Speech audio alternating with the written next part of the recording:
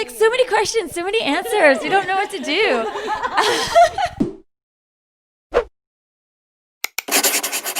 So we're back with Tea Time with Tori, and this is another question that you guys have had. So how do you find employees and keep them? Tracy? All right, that is a really challenging question. I've had employees from the beginning. About, I think, year 3, I started hiring. So the first 2 years, I was doing my day job as well as this. Once I got full-time, it didn't take long. It is challenging to find good employees, but it comes down to, if you're having trouble finding good employees, it might be how you're interviewing, where you're looking, how you're onboarding, how you're training. So if you consistently have, and I know this from experience, that maybe you need to look at how you're approaching it and change your approach. So one is, I always start with word of mouth. Who do you know? My best employees came to me through recommendation versus a posting. So I start there always. And then the interview process, I learned, again, through experience, don't rely on only my opinion because, I tend to see the best in everyone. And so we have a panel that interviews. And since we are a family company, my husband, my daughter, and I, we sit down and interview each candidate, and we typically will do multiple interviews so we can get a good sense and then approach it from that direction. And then the onboarding and training process for keeping them is really, really important. We make sure that we go through consistent steps on the onboarding and what training they go through. And then we have strong communication. They start out on probation, and we revisit on a very regular basis how they're doing, asking them questions. And then not only when do we review them and do evaluations, we have them evaluate us because we want to know how they feel about us. How are we, are we providing what they need? How is our communication with them? Do they feel like their training is what it needs to be? And so don't assume that it's just your employee. If you're having issues, maybe look at how you're doing things too, because you might need to change how you're approaching it. So a lot of people have also been asking too, and maybe Marianne and Judy, you guys talk about this a little bit, but first of all, how do you find agents? And then like, how do you build the relationships? Because they don't know how to keep that relationship up. Well, I would love to talk about that because I talk about that a lot with my clients. They have to do the work. I have a very specific criteria for the agents, my ideal clients, and they're seasoned agents who have been in the business for around 5 years or more. They're very competitive. They want to drive that car that says... And you were an agent at one point too, right? For 27 years, yes. So I get agents. Their hot point is that they're commission-based, and that's really important for stagers to know, because what keeps them up at night is that there's not always money coming in. And if you can show them and teach them the value that you bring by using your staging services. Now, what I do is I teach them how to use my consult as a tipping point to get the listing and provide the marketing material that makes them look like the hero and brands them as the go-to agent in their area. The savvy, seasoned agents get that. So what I tell my clients to do is go find those. You got to do the homework. You got to find those agents. Who has all the listings? Talk to who was your agent when you bought your house. And then you have to build relationships. You can build them on social media. I tell them to just call them and set up an appointment to take them out for coffee. That's what I find interesting. Judy, yeah. Judy, you were saying that you didn't ever meet a stager that impressed you. Did they ever call you? See, they didn't. I sought them out originally. Right. And so for me, I love what you're saying about the relationship and how you have to work it. And I keep saying the word relationship, but business is built on relationship. And so it's always about what's in it for them. So when you say the real estate agent, that is intel that will allow you to speak their language and make their life easier. So I think what you said about going after the seasoned realtor who has all these listings, that would be the person who has the money, the space in their brain to get the value that stagers bring, and then they go, oh well, I'm kind of starting out, or I'm new, I can't call this top producer. Why the heck not? I mean, it's about, hi, presenting yourself. I'm a stager and I can help your business. I'd love to take you out for lunch. It's as easy as that. It's just doing it. To your point, my clients always say, what do I talk to them about when I take them out for lunch? And it should be on your dime. Lunch, coffee, whatever you want to do. Even virtual coffee, or I prefer tea, like but on Zoom. yeah. On Zoom, absolutely. What do you talk about? You ask them questions. You get to know them. It's all see what about they need. them. See what And they then you say to them, I have a couple ways that I can help you get listings. And then what I tell them to do is to talk about the affordable staging consult to use as a tipping point to get the listing. But I also do a presentation on staging your home to sell, which is a lead magnet for the real estate agent to get people that aren't in their sphere of influence to come to them. That is gold. Yeah. The other thing is when people say, well, how do I get the real estate agent to even do coffee with me? Like, I reached out to a bunch and no one wants to do coffee with me. And again, it's how you present it. The way that I always approach a real estate agent is, I would love the chance to have coffee with you and learn a little bit more about how you run your business, learn a little bit more about your team and how we might be able to support you.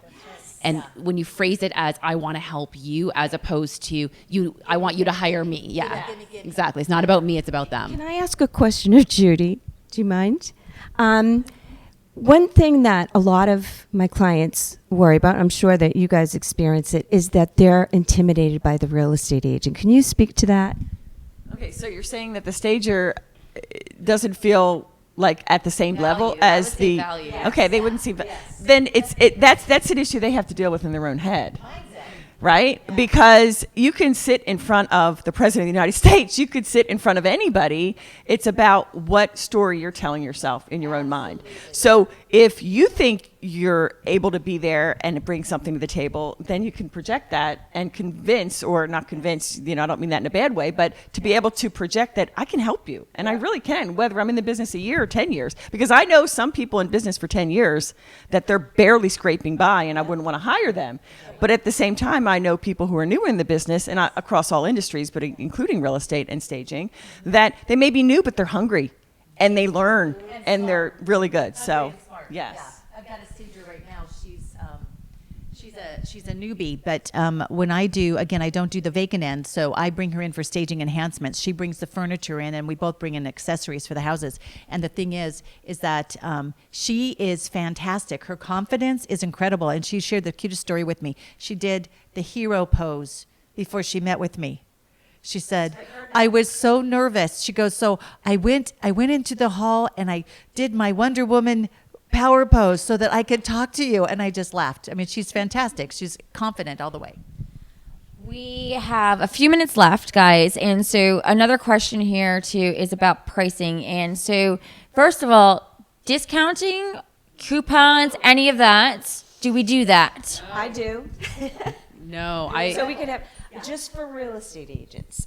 My loyal real estate agents on the consult, they get $25 off, and I use it as a positioning tool to let them know that I appreciate their business and that they get special treatment. And I priced my pricing is reflective of that. But just to clarify that, though, that's just your loyal agents. So it's sort of a volume-based type loyalty program, essentially. They're all my preferred agents. And I have a program that puts agents into my preferred partner program. And when someone asks me for a discount or better pricing, I tell them I have a program for that. They have to go through a class with me, and they pay for the class. They have to learn about staging, my company, how to speak to their clients about staging. And then once they have gone through that course with me, they then have access to our preferred client discount rate. But they have to jump through a few hoops, and then it is a volume thing. And I also have a loyalty-based type program as well, where it's once they've hit a certain volume, they actually just get a free consultation. Essentially, it balances out to the same as a discount, but instead of them getting on every single one, they do have to hit a trigger point in order to be able to qualify for it. And there's other bonuses they get, like being listed on our website and getting referral-based business from us. I think for you too, it's not about bonuses; it's about value. Exactly. Yeah. It's all, and this, when it comes to pricing in general, like, let's talk about that for a second. It is all about the value that you bring. Well, that's another part of the question here too, is about undercutting and competition. So maybe we could talk about that for a second. If I can say something on this, I think if you're known as the person that's always undercutting everybody else, like, wouldn't you think, why? Like, do they really know what they're doing? I mean, and they're undercutting their own value. And the more stagers in any industry, the more you do that, you're tearing down the rest of the value of the entire industry. And also you're doing yourself a disservice, and you're saying, ooh, I don't know what I'm worth. And again, what are people going to look at or think about when they look at you? It's not going to be a positive thing. Well, when I hear that too, one of the things I'll say when people call me, and I'm not the cheapest consultant in town, and they'll say, well, I can get a consult from so-and-so for, I always like to say $1, but, and I'll say, when you're ready for someone who brings the experience and the results to the table that I can provide, I'd welcome the opportunity to work with you. Different positioning. So they'll sometimes they don't call me back. If they're just price shopping, I'm not their person. If they want results, that's me. And so that's really important to understand your reason behind your pricing and then stand good with your pricing. Also know that you should not start out low. That's right. Just to get business, thinking you can mark your price up later. You cannot. It's very challenging. Once you are the discount stager, you are always going to be the discount stager. Yeah. Walmart can't carry Coach bags. I'm just saying. You cannot. And no one is going to allow you to raise your prices. They won't hire you after that. And it's not a business model that will it's not sustainable. You will run yourself right out of business. You will work really, really hard for not a lot of dollars. You won't be able to continue the process, and you'll work yourself right out of business. It is not. If you're good, they'll sell pay value. They will. Sell value. I've always said I can't speak to why another stager prices themselves the way they do. I don't know their business model. I don't know how they've come up with their pricing. And so then instead I just identify, here's what my value is. Here's what I bring to the table. And there's a way to do it so that you're not sounding defensive. And I think that's also key. You don't want to sound like you're defending your pricing, but you want to talk about the value you add. Now, this is kind of a word we've all been tossed around, value. And I think, so, Bobby, you mentioned that you've got all this experience. So if someone says, well, I don't have that experience, I can't say that.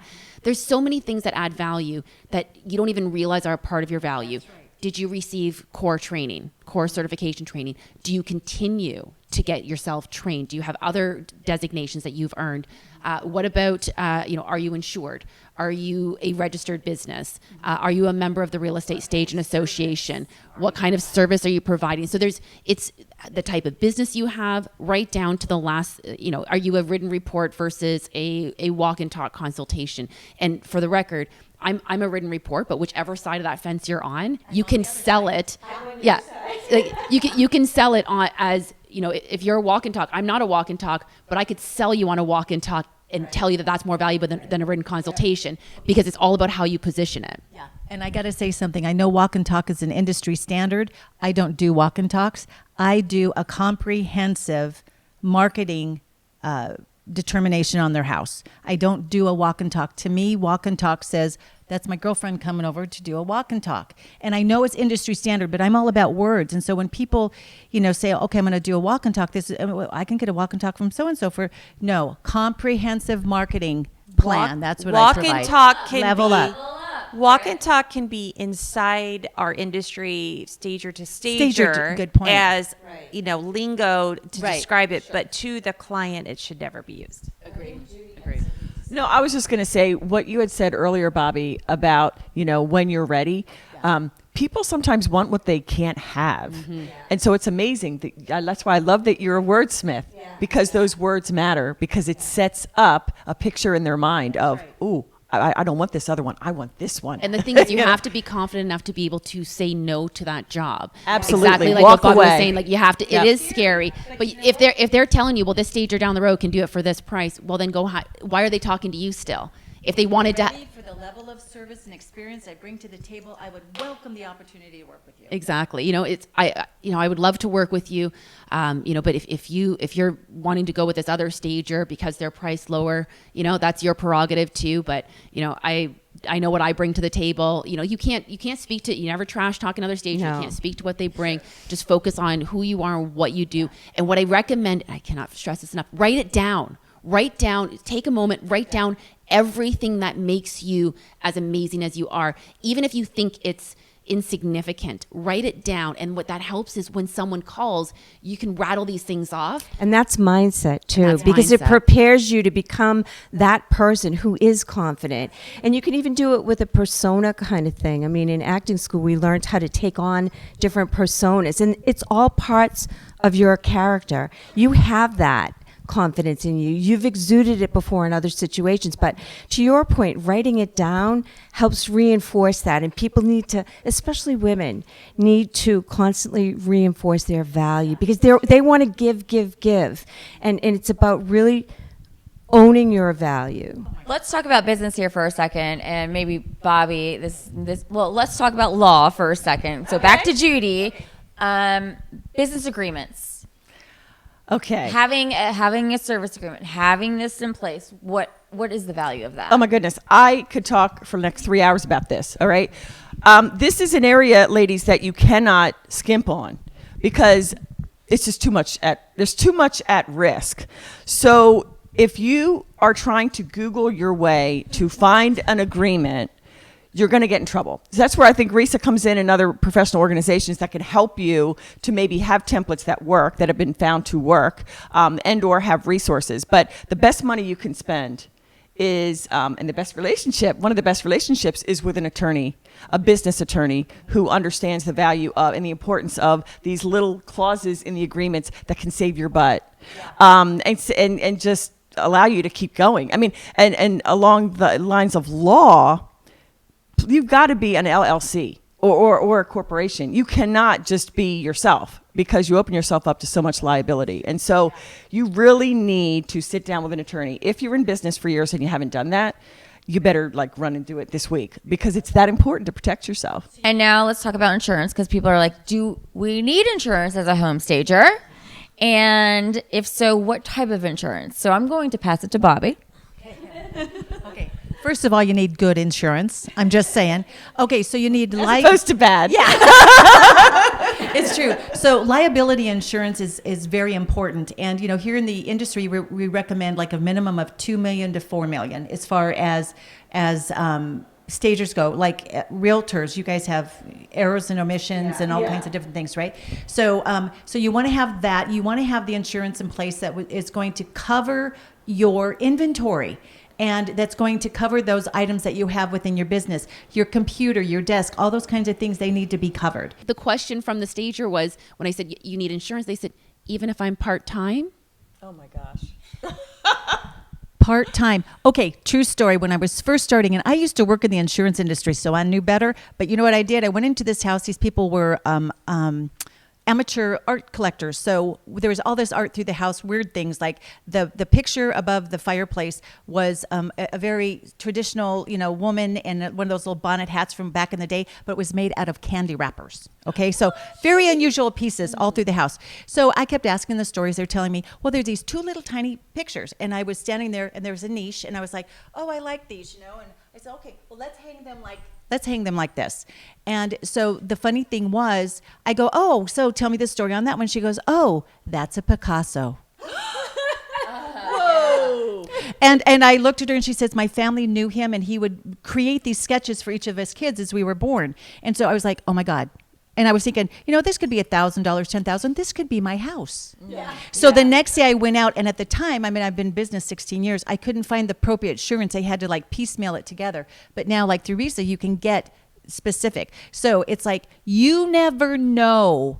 Part-time, you might just do one hour consultation in your whole entire life. And what if you drop a Picasso? And the other issue that we didn't talk about, besides insuring the furniture and things, is personal injury with respect to the furniture that happens. Because as a trial lawyer in that world, there's big potential liability there. So you got to protect yourself. So you need insurance to the right level. Workers' comp does not cost very much. It is actually a very affordable thing to do. If you have employees, make sure you have it. Pennsylvania, you need to do that as an